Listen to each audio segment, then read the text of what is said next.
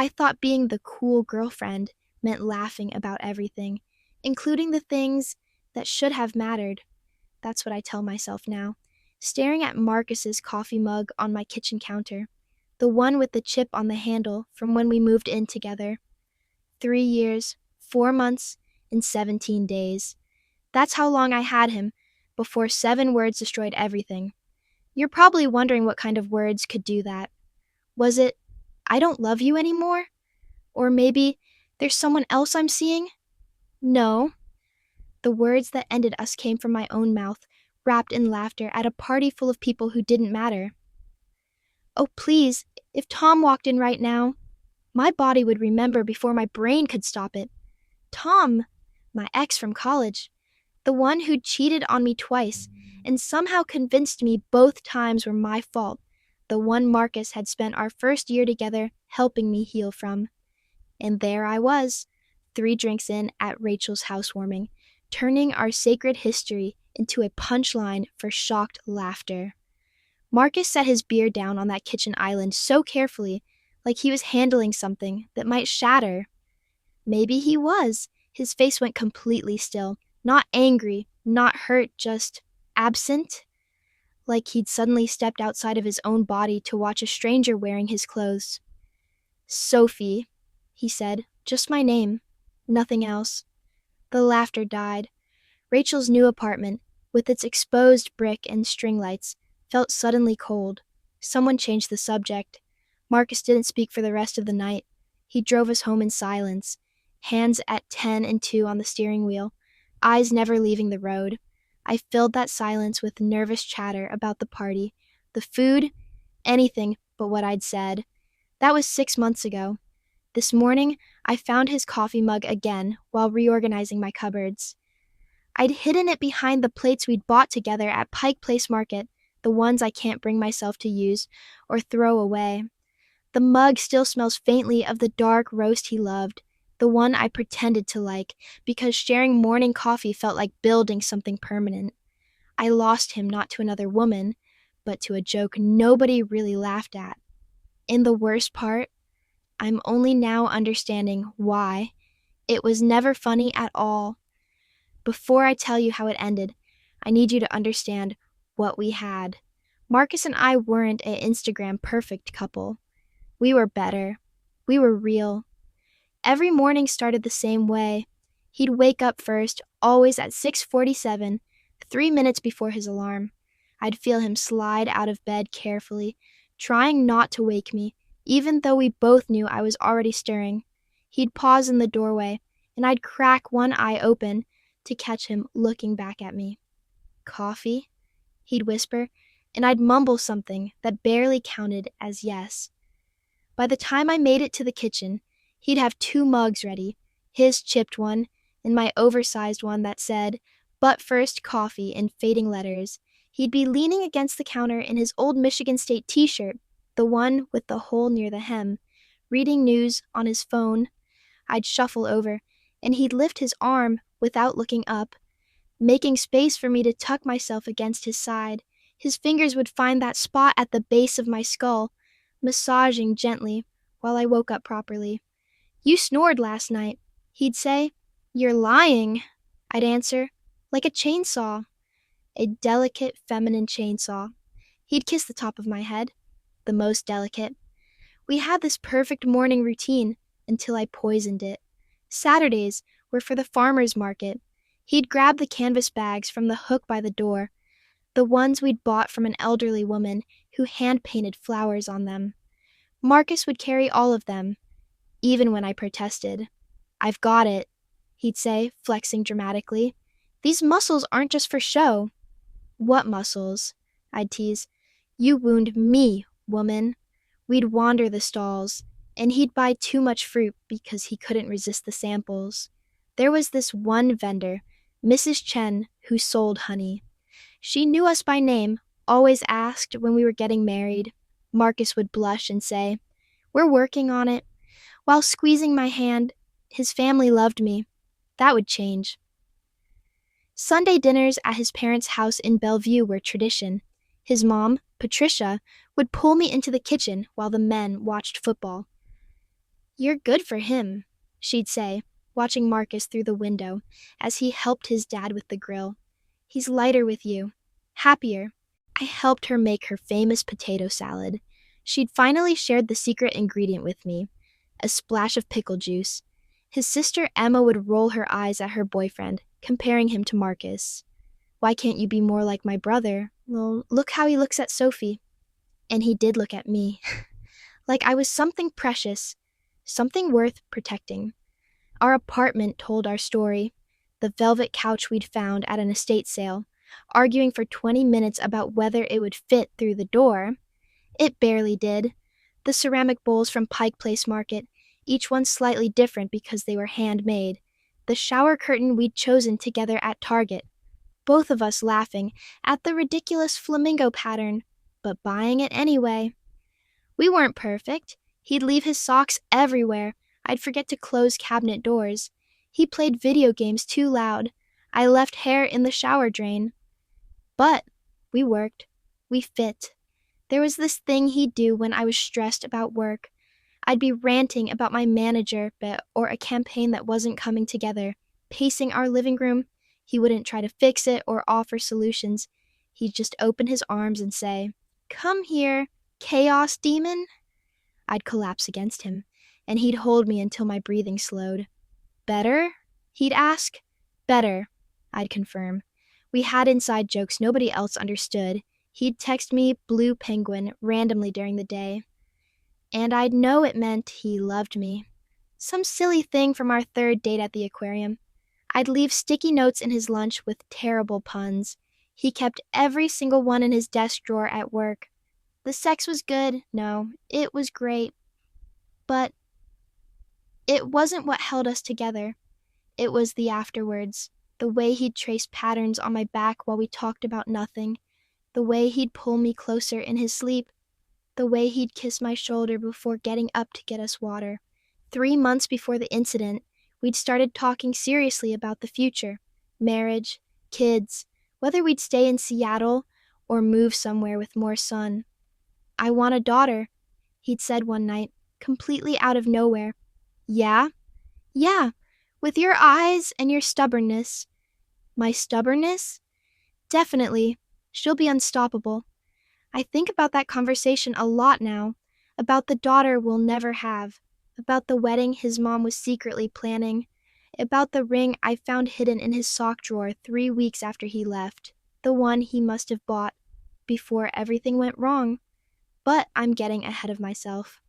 First, I need to tell you about the pressure, about how I started feeling like I wasn't enough, about how I began performing a version of myself I thought everyone wanted to see. The first crack appeared at a work happy hour 6 weeks before I destroyed everything. My marketing team had this tradition: Thursday drinks at the overpriced wine bar across from our South Lake Union office. It started innocently enough. We'd decompress, complain about clients, share weekend plans. But somewhere along the way, it became a competition of who could overshare the most. So last night, Derek tried this thing he saw in porn, Vanessa announced, already 3 wines deep. I literally had to explain that I'm not a pretzel. Everyone laughed. I sipped my wine, uncomfortable, but trying not to show it. "At least he's trying," Melissa chimed in. "Brad just lies there like a starfish. I've started calling him Patrick." More laughter. Eyes turned to me. "What about you, Sophie? How's Marcus in bed?" I felt my face heat. We're good." "Good?" Vanessa leaned forward. "That's it.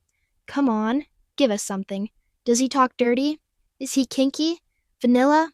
What's his thing?" "He doesn't really have a thing," I said. "Everyone has a thing," Melissa insisted. "Is he boring?"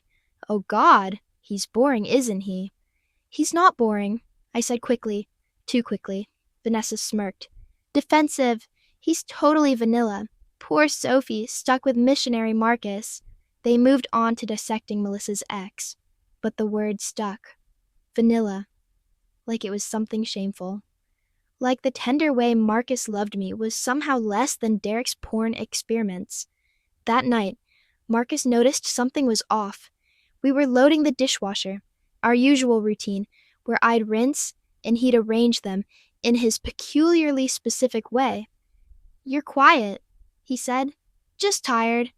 He stopped, really looked at me. "The work drinks thing?" "Yeah." "You don't have to match their energy, Soph." "What's that supposed to mean?" He chose his words carefully. Marcus always did that, measured his words like ingredients in a recipe. "Just, you come back from those nights different, edgier, like you're trying to prove something. Maybe I'm just relaxed. Maybe that's who I am when I'm not being watched all the time." He blinked, hurt flashing across his face. "Watched? I didn't mean it like that." "How did you mean it?" I turned back to the dishes. "Forget it. Sophie, what, you want a prude? Someone who never laughs at dirty jokes or talks about sex or, I want you," he said simply, "not whoever you're pretending to be for them." But I was already too deep in my own insecurity to hear him. 2 weeks later, my college friends visited. We went to dinner on Capitol Hill, and naturally, Tom came up. He'd just gotten engaged to some tech heiress, according to Instagram. "Remember when you were so obsessed with him?" Becca laughed. "You literally cried for a month when he dumped you the first time." "She took him back twice," Andrea added. "Twice, after he cheated." Marcus squeezed my hand under the table, protective, solid. "That was a long time ago," I said. "Still," Becca continued, "he was definitely your sexual awakening. Remember that spring break trip?" "Can we not?" Marcus said quietly. Becca raised an eyebrow. "Ooh, jealous boyfriend alert." "Not jealous," Marcus said. "Just don't see why we need to relive it." "Because it's funny now," I heard myself say. God, I was so pathetic, following him around like a puppy. Marcus's hand stilled in mine.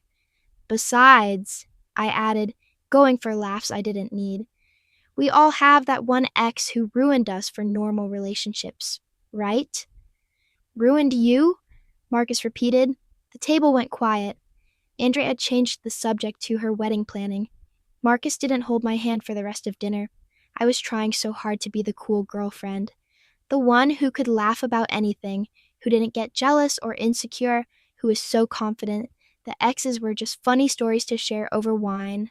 I thought that's what everyone wanted, what Marcus wanted. The second he said those 9 words, "You don't have to match their energy, Soph," I should have listened. Rachel's housewarming was supposed to be perfect. She'd finally bought a condo in Fremont, one of those converted lofts with exposed brick and industrial windows. Marcus and I had helped her move, spending a whole Saturday assembling IKEA furniture and hanging string lights. We were invested in this party's success. By 9:47 p.m., I know the exact time, because I checked my phone right after, desperate for something to do with my hands. We were all gathered around her kitchen island, the marble one she'd spent too much on but didn't regret. Marcus stood behind me, his hand resting on my lower back, thumb making small circles through my dress. The conversation had turned, as it always did with this crowd, to relationships and sex. Rachel's new boyfriend was there, trying to keep up with inside jokes and old stories. Someone brought up dating apps, worst dates, the evolution from college hookups to adult relationships. "Remember Tom?" Vanessa said, because of course she was there. Of course she brought him up. "I saw him at Whole Foods last week with his fiancée. She looks exactly like Sophie." "She does not," I said, taking another sip of wine. "My 4th? 5th? She totally does. Same hair, same build. Dude has a type." "Well, Sophie upgraded," Rachel said, raising her glass to Marcus. "Thank God." Marcus smiled, that quiet, modest smile he did when complimented. His hand moved to my shoulder. "Seriously, though," Vanessa continued, "wasn't the sex with Tom supposed to be mind-blowing? I remember you saying, that was years ago." I cut her off. "Still," she pressed, because Vanessa always pressed. "You don't forget stuff like that, right? Like your body remembers even if you don't want it to." Everyone was looking at me. The wine made everything feel loose, liquid. Marcus's hand on my shoulder suddenly felt heavy, possessive, like he was marking territory, like he was threatened by a ghost. I laughed, that sharp, performative laugh I'd been perfecting at those Thursday happy hours. "Oh, please," I heard myself say, the words coming out before I could stop them. If Tom walked in right now, my body would remember before my brain could stop it. 7 words ended 3 years. The silence hit like a physical thing. Rachel's mouth opened slightly. Vanessa's eyes went wide with the thrill of drama she hadn't expected. The new boyfriend looked desperately uncomfortable. And Marcus removed his hand from my shoulder with deliberate care, like he was handling something contaminated. He reached past me, picked up his beer from the counter, and set it down with a soft click that somehow sounded final. His face didn't change. That's what I remember most. No flash of anger, no visible hurt, just nothing. Like someone had switched him off. "Marcus," I started, "I'm going to get some air," he said quietly, politely, like we were strangers, and he was excusing himself from a conversation. He walked to the balcony, didn't storm, didn't make a scene, just walked. "Shit," Rachel whispered. "It was just a joke," I said, but my voice sounded wrong, thin. "Sophie," Rachel said carefully, it was nothing. God, why is everyone so sensitive?" But I was already moving toward the balcony, wine sloshing in my glass. He was standing at the railing, looking out at the Fremont Bridge, lit up against the dark water. His shoulders were perfectly straight, controlled. "You're being dramatic," I said. He didn't turn around. "Am I? It was a joke. You know I love you." "Do I know that?"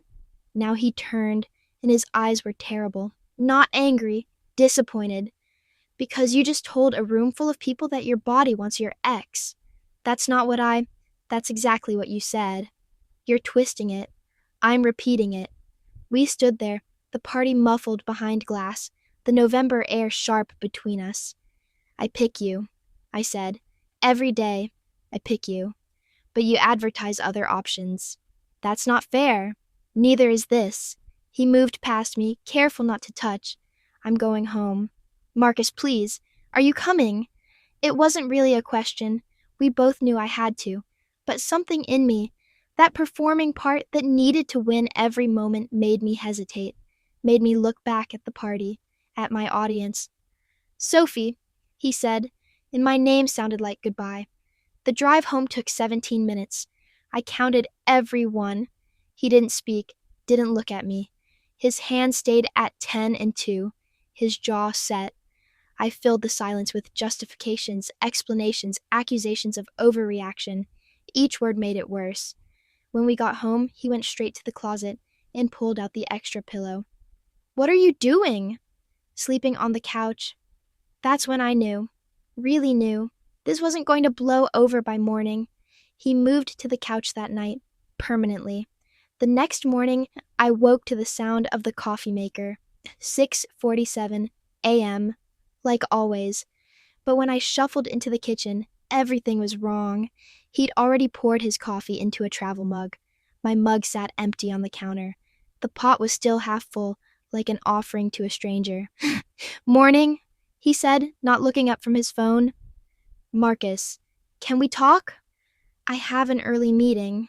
He rinsed his cereal bowl, placed it in the dishwasher exactly where it belonged.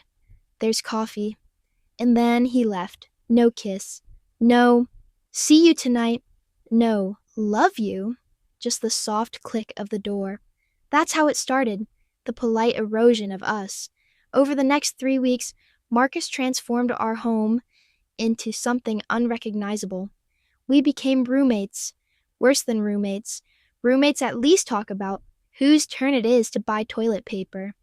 We existed in parallel, careful not to intersect. The sticky notes began on day 3. I found the first one on the refrigerator. Working late, leftovers in fridge. M. Not babe or soft, just M. Like I might confuse him with our other roommates. By week 2, We had separate everything. Separate groceries, his shelf, my shelf. Separate laundry days. He did his on Tuesdays, I got Thursdays. Even separate sections of the fridge, like hostile nations drawing borders in leftover Chinese food. The knock before entering killed me most. Our bedroom, my bedroom now, became foreign territory to him. He'd knock softly, wait for permission, then grab whatever he needed without looking at me. 3 knocks, always 3. "This is ridiculous," I said on day 10. "You live here." "I'm trying to be respectful." "Respectful? You're being cruel." He paused in the doorway, work clothes in hand. "No, Sophie, cruel was what you did at the party. Every night, 'Sleep well,' from the doorway, never entering, never good night, never love you, just sleep well like a hotel concierge." My best friend said what I couldn't hear. "Maybe he's overreacting," Rachel offered over coffee at our usual place in Capitol Hill. We sat by the window, watching the rain. I mean, it was tasteless, but tasteless? Okay, it was bad, but also, why would you say that? I don't know, but I did. I'd wanted to seem unbothered, unattached to jealousy or insecurity. Everyone jokes about exes. Not like that. Not in front of their partner. Not about their body wanting someone else. It didn't mean anything. Rachel stirred her latte, choosing words. "Sophie, I love you. But sometimes you perform, instead of just being." "What's that supposed to mean?" "You know what it means." I did. But admitting it would mean admitting Marcus was right to pull away. His mother called on week 3. "Sophie, I'm confirming Thanksgiving. You'll bring the sweet potatoes?" I stood in our kitchen, my kitchen, staring at his empty coffee mug in the sink. "Patricia, Marcus hasn't mentioned Thanksgiving." Silence then. "I see. Should I? Set 2 places or 1? "I don't know." Another pause. "Sophie, what happened?" "I messed up." "Fix it." "I'm trying." "Try harder." She hung up. Patricia never was one for long goodbyes. The work crowd noticed. Vanessa, of course, had opinions. "So, Marcus is giving you the silent treatment?" she said at Thursday drinks. Classic manipulation. "It's not like that. He's punishing you for a joke. Red flag, Sophie." But Melissa surprisingly disagreed. "If Brad said that about his ex, I'd lose it." "It's just words," Vanessa insisted. "Words matter," Melissa said, looking at me. "Especially those words." I left early, drove home to find Marcus packing a box in the living room. Books. His books. "What are you doing?" "Making space." "For what?" He looked at me then, really looked at me for the first time in weeks. "I don't know, Sophie. For whatever comes next, don't do this." "I'm not doing anything. I'm just organizing." He labeled the box in his neat handwriting. Office. But we both knew he meant elsewhere. The shower became my crying place, the only spot where I could fall apart without him knowing. Except he knew. Of course he knew. The way he'd turn up the TV volume when I turned on the water, giving me privacy to grieve what I'd broken. Week 4. I found him looking at apartment listings on his laptop. He closed it when I walked in, but not fast enough. "You're looking for places?" "Just browsing." "Marcus, don't." One word. Soft but final. I tried everything. I cooked his favorite dinner, that butternut squash risotto that took 2 hours. He ate at his desk. I suggested watching our show. He said he was behind on work. I wore the dress he loved, the green one. He didn't look up from his phone. "How long are you going to punish me?" I finally exploded. "I'm not punishing you. You won't touch me. You won't look at me." "I can't." "Why?" He set down his book he'd been reading in the living room, while I hovered like a ghost. "Because when I look at you, I see you imagining him. When I touch you, I wonder if your body wishes I was someone else. That's not—" "Your words, Sophie. Your exact words." My friends were divided. Team Sophie said Marcus was overreacting, that everyone says dumb things drunk. Team Marcus, a surprisingly large contingent, said I'd humiliated him publicly, that some things you can't unsay. But I chose him. I argued to anyone who'd listen. Every day for 3 years, I chose him. Did you, though? My mom asked on the phone. She'd always been too direct. Or did you choose the idea of being chosen? Week 5. I came home to find he'd moved his gaming setup to the spare room. The space where his desk had been in our living room looked like a missing tooth. The Wi-Fi router sat alone on the floor, cables coiled like abandoned veins. The spare room? I said from the doorway. It's quieter. For work? For everything. That night, I heard him on the phone with his sister. Muffled through walls, but I pressed my ear to the door like a teenager. I don't know, Em.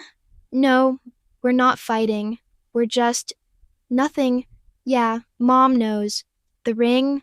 I'll return it next week. No, don't tell her about the ring, because what's the point? The ring. There was a ring.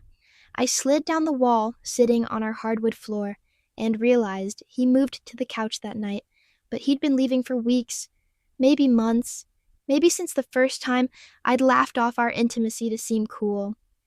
The 6th week, I knew it was over. He stopped saying, "Sleep well."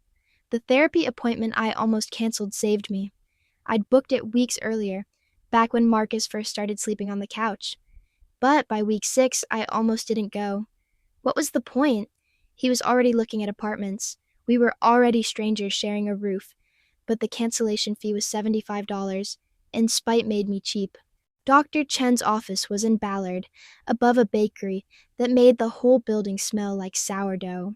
Her waiting room had those generic inspirational posters, sunsets and mountains with words like perseverance and growth. I hated them immediately. Sophie? She was younger than I expected, maybe 40, with kind eyes behind thick frames. Come in. Her office was better. Books everywhere, a succulent that was actually thriving. 2 chairs facing each other, no desk between them. The tissue box sat on a small table, equidistant between us. Strategic. What brings you here? She asked. My boyfriend is leaving me because I made a joke. Tell me about the joke. I did. The whole story. Rachel's party, Tom, the 7 words, Marcus's face. I tried to make it sound lighter than it was. She didn't laugh. Why do you think you said it? She asked. I was drunk. Wine doesn't create thoughts, Sophie. It just removes the filter. I was trying to be funny. For whom? That stopped me. What? Who is the joke for? Marcus? Your friends? Yourself? I stared at the thriving succulent. I don't know. I think you do? The tissue box suddenly made sense. I was crying before I realized it had started. For them, I admitted. Vanessa, the crowd. People who don't even matter. Why don't they matter? Because they're not Marcus. Then why perform for them? Perform. There was that word again. When did making others laugh become more important than making him feel safe? Dr. Chen asked, and it was like she'd reached into my chest and squeezed. I don't know.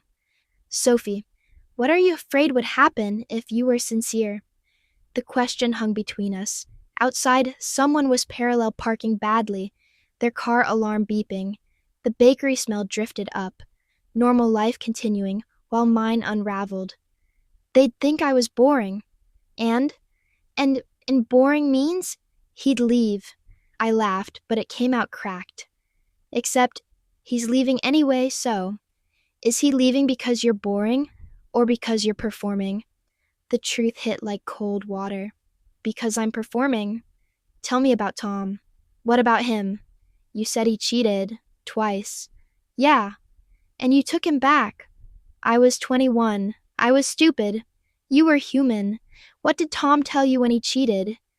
I hadn't thought about this in years. That I wasn't enough. Too vanilla. Too predictable. And you believed him. I mean, he cheated, so He cheated because he was a cheater, Sophie. Not because of anything you were or weren't. But you've been trying to be enough for Tom's criticism ever since. Performing, being cool, being sexually available even in conversation. But Marcus isn't Tom. No, I whispered, he's not. Marcus loved you for who you were, not who you performed. Were, past tense. She'd used past tense. I ruined it. You heard it. Whether it's ruined depends on what you do next. He won't talk to me. Then stop trying to talk. Start trying to change. Into what? Dr. Chen leaned forward slightly. Into yourself. The real one. The one who drinks coffee from a chipped mug and goes to farmers markets and doesn't need to make everything a joke. What if that person is boring? What if she's not? What if she is? Then she's boring and real, which is infinitely better than interesting and false. I used 3 tissues from the strategic box. Dr. Chen waited patiently. I don't know how to fix this, I finally said. Start by stop trying to fix it. Start by fixing yourself. 2 days after therapy, and Marcus asked me to sit down. It was Sunday morning, 9 a.m., no farmer's market, no shared coffee. He was already dressed. Jeans and the blue button-down I'd bought him for Christmas. His nice sneakers, not his weekend ones. He'd prepared for this. We need to talk, he said. I was still in my pajamas, the old ones with coffee cups printed on them. Ironic, considering we hadn't shared coffee in 6 weeks. I sat on the couch, his bed now, and tucked my feet under me. He didn't sit. He stood by the window, backlit by gray Seattle morning. I signed a lease, he said. When? Yesterday. Where? Wallingford. Studio apartment, month to month. Month to month. Like even he wasn't sure about the future anymore. Marcus, let me say this. He turned from the window, and I saw he'd been crying. Marcus never cried, not when his grandfather died, not during Marley and me. But here, now, his eyes were red-rimmed. I need to say this. I nodded, pulled a throw pillow to my chest. I love you, he started, and hope flared. I've loved you since you spilled red wine on my carpet at Jake's party and tried to clean it with white wine because you'd read it somewhere. It worked, I whispered. It didn't, but you tried so hard. I didn't care. About the stain. He almost smiled.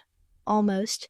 I loved you through Tom's stories, through your insecurities, through every time you got drunk and flirted with the strangers because you needed validation. Marcus, I'm not done. He took a breath. I loved you when you compared me to him.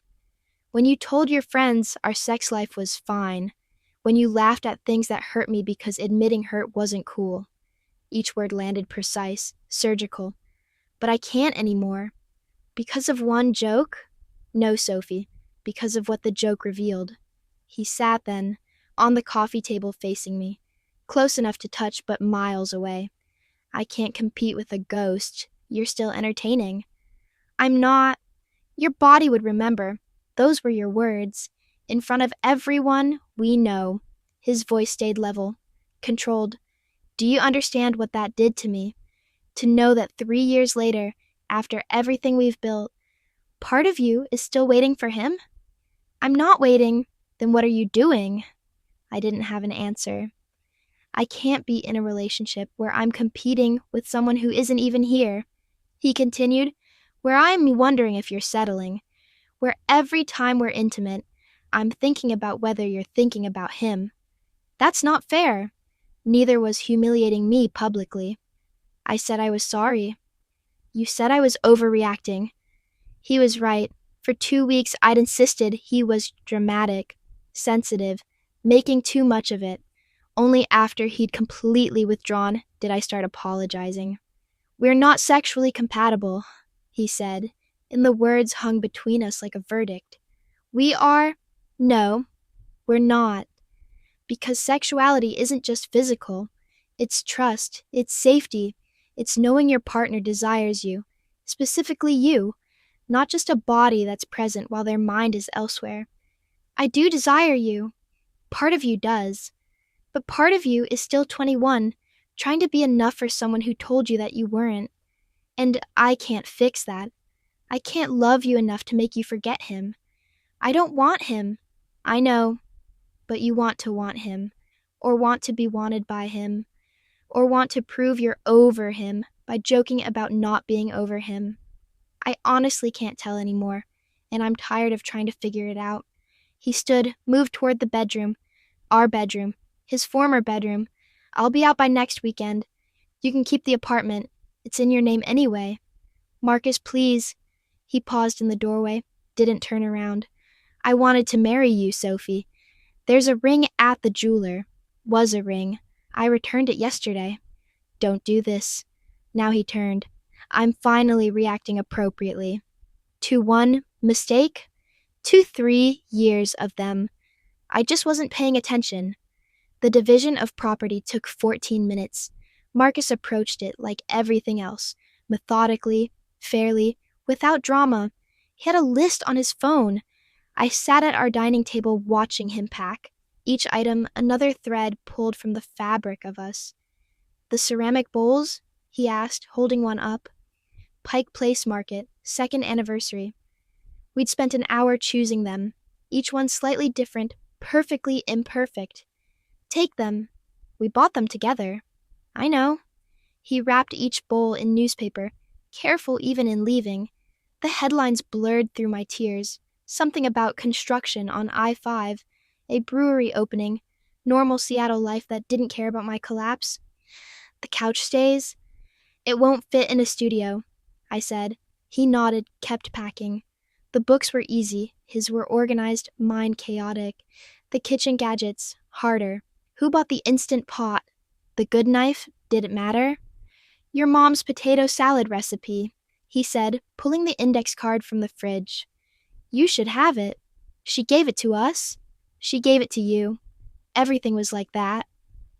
What had been ours dissected into yours and mine. The shower curtain with flamingos stayed. His gaming setup went. The coffee maker stayed. His mug went. The photos? I asked. Keep them or throw them out, whatever you need. What will you do with yours? I don't know yet. His friends had already unfollowed me on Instagram. I'd noticed immediately, my follower count dropping like a stone. Emma, his sister, was first, then his college roommates, then Patricia. Even his mother couldn't stand to see my face in her feed. The comments started appearing under old photos. Nothing cruel, just cold. Where we'd posted couple photos, friends now commented only on his appearances. Miss you, man. Good times, bro. Like I'd been edited out retroactively. That night, after he'd loaded his car with boxes, I sent the text I'd written and deleted 17 times. It was just a joke. He replied once, I know you think that. Then nothing. No typing bubbles. No read receipts after he turned them off. Just silence. Rachel came over with wine and ice cream. Fuck him, she said, but her heart wasn't in it. You think I deserved this? I think you both deserve better. That's not an answer. Sophie, she set down her wine. Remember when Tom cheated the second time? You called me at 3 a.m. sobbing. You said you felt like your body was betraying you, still wanting someone who hurt you. Yeah, that's how Marcus feels. Except you're not Tom. You're supposed to be his safe person. I am. Were. My mom called daily. Sweetheart, people say things they don't mean. But I did mean it. Part of it. That's the problem. Which part? That Tom was memorable. And Marcus isn't? Marcus is home. Tom was, I don't know. Electric shock. Electric shocks hurt, Sophie. I know. Do you? The apartment felt wrong without his presence. Too quiet. Too spacious. I'd lived alone before, but this was different. This was absence, not solitude. The indent in the couch where he'd slept for 6 weeks. The gap where his books had been.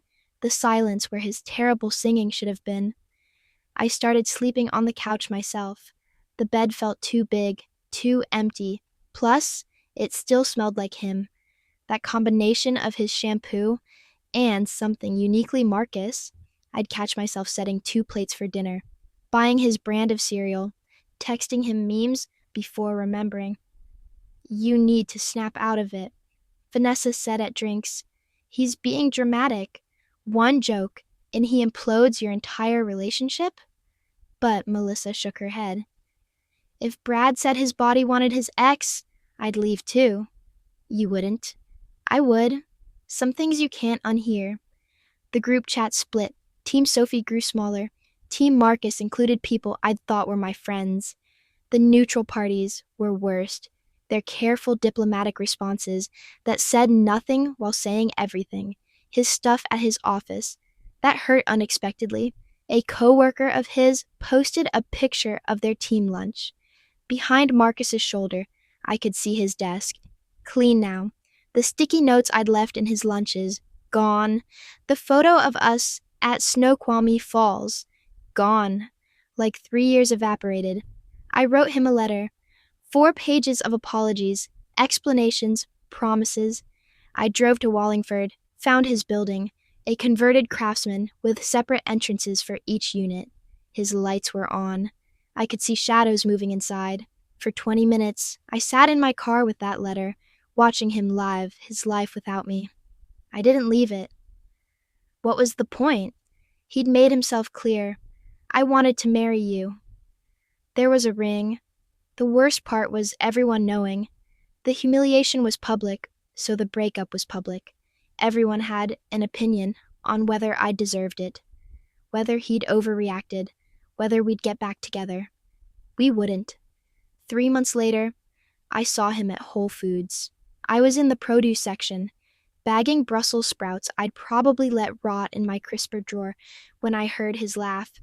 That specific laugh, the one he did when genuinely delighted.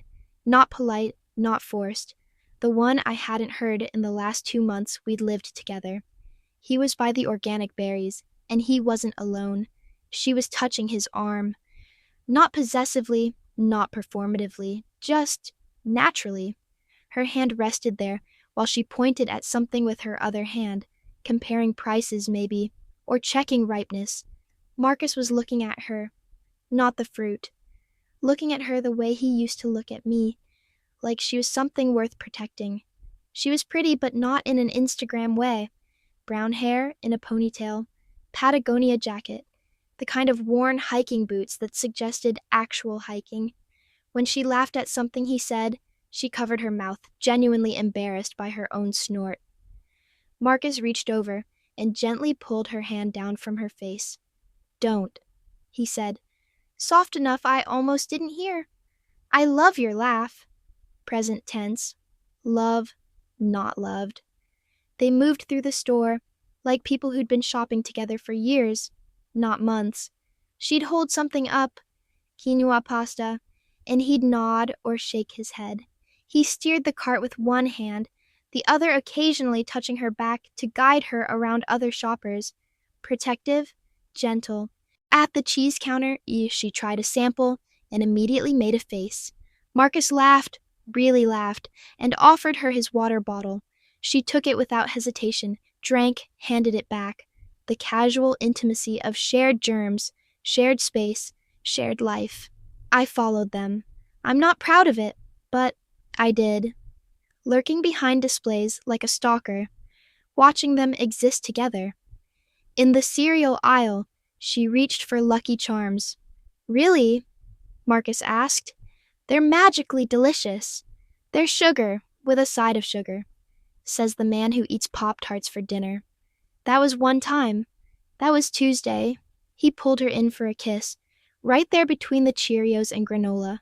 Not a performance, not for show. Just because he wanted to. They had canvas bags. Of course, they did. She pulled them from her backpack at checkout, the same kind we'd use for the farmer's market. But these were new, unused, unweighted by history. The checker said something that made them both laugh. Marcus's hand found the small of her back again, thumb making those same small circles he used to make on mine. But she didn't stiffen, didn't pull away to seem independent. just leaned into him. In the parking lot, they loaded groceries into his car, the same Subaru but with a new sticker on the back. The mountains are calling. She must like hiking, real hiking, not the let's take a cute photo at Rattlesnake Ledge kind I dragged him on. She said something I couldn't hear. Marcus responded by opening her door for her, but not in a showy way, just naturally, like he'd been doing it forever. Before getting in, she stood on her toes and kissed his cheek.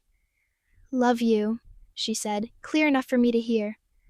"Love you back," he replied, present tense, both of them. I sat in my car for 20 minutes after they drove away, staring at my single bag of groceries. Brussels sprouts, Greek yogurt, a bottle of wine, the groceries of someone eating alone, performing health for no audience. Rachel asked about it later, after I'd word vomited the whole scene over text. How did she seem? Comfortable. And Marcus? Happy, light, like he was before. Before what? Before me. No, before the me I became. Sophie. She didn't try to be anything. She just was. And that was enough. You're enough too. Not the version I was showing him. That night, I looked at their social media. They'd been together 2 months. 2 months, and already she appeared in his photos. Not stage ones, just casual shots. Her reading on his couch. My couch, the velvet one. Him cooking while she sat on the counter. Both of them muddy and grinning on some trail. The canvas bags appeared in one photo. At a different farmer's market, with a different vendor, building different memories. She had what I'd pretended not to want, and Marcus had what he'd always deserved, someone who didn't treat his love like a punchline. 6 months later, one final conversation. I was at Victrola on Capitol Hill, the one with the exposed brick and too loud music. My laptop open, pretending to work, really just scrolling through nothing. He walked in with a book, an actual paper book, because Marcus still believed in those. We saw each other immediately. No pretending otherwise. He nodded. I nodded back. He ordered cortado, no sugar, like always, and sat 2 tables away. Close enough to talk, well, far enough to leave. For 15 minutes, we existed in parallel. Him reading, me typing nothing. The music shifted to something instrumental, less aggressive. The universe creating space. "How are you?" he finally asked, not looking up from his book. "Surviving?"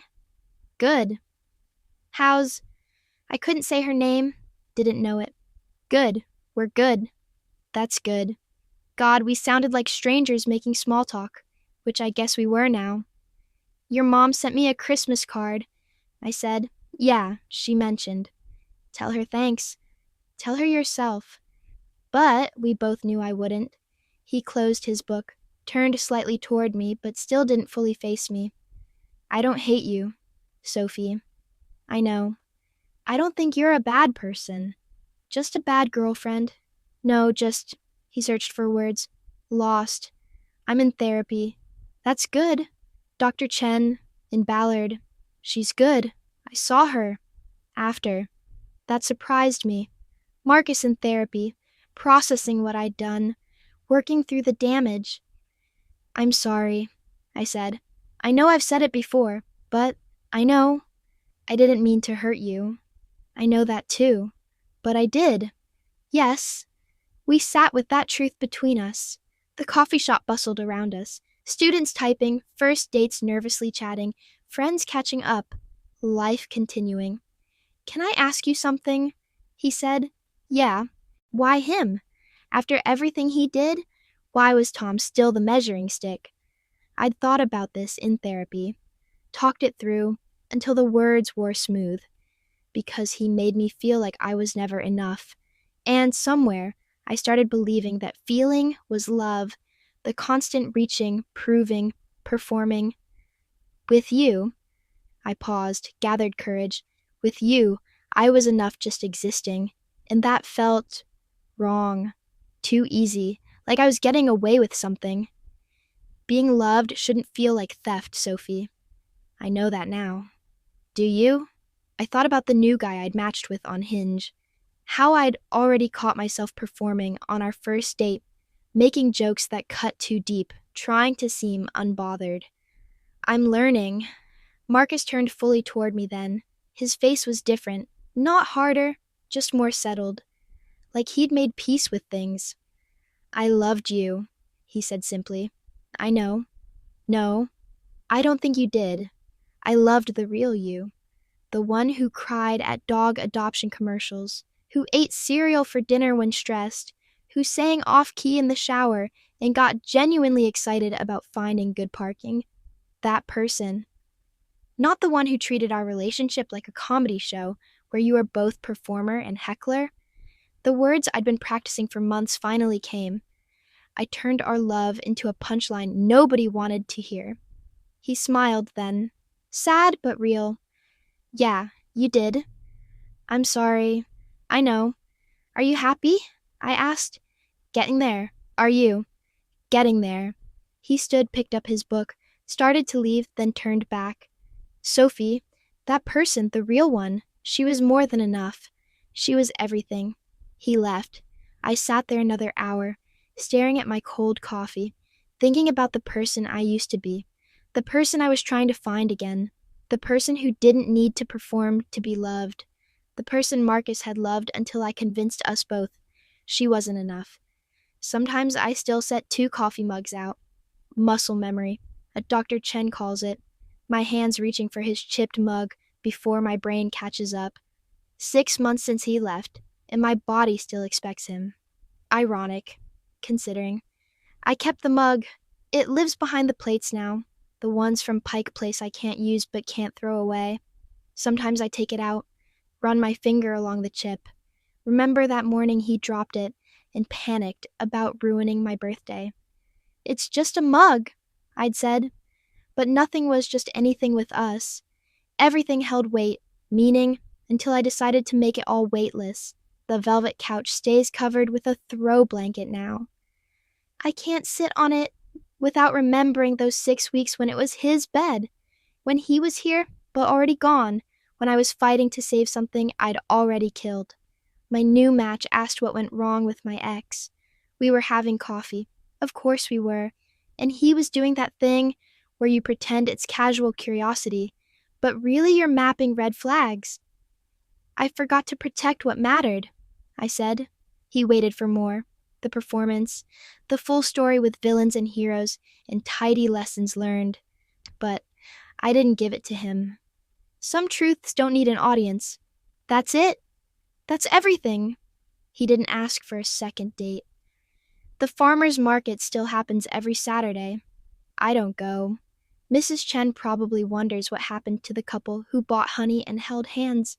The couple where the boy blushed when asked about marriage while squeezing the girl's hand. Sometimes I think about telling her, I happened. I took something golden and turned it into tin, thinking that made me interesting. Last week, Instagram showed me a memory, 3 years ago. Marcus and me at Snoqualmie Falls, his arm around me, both of us squinting into the sun, the caption I'd written. Found my person. I almost deleted it. Then I read the comments. His mom. Beautiful couple. Emma. Brothers got good taste. Marcus himself. Love you. Chaos demon. Present tense then. Everything was present tense. Now I live in past tense and subjunctive mood. What was? What could have been? What should have been if I hadn't been so afraid that being loved meant being boring? The apartment is quiet at 6:47 a.m. and no coffee brewing, no shuffling feet, no arms opening for a morning hug. Just me and the empty space where a life used to be. But here's what I'm learning. Slowly, with more therapy than I care to admit. Some things you break can't be repaired.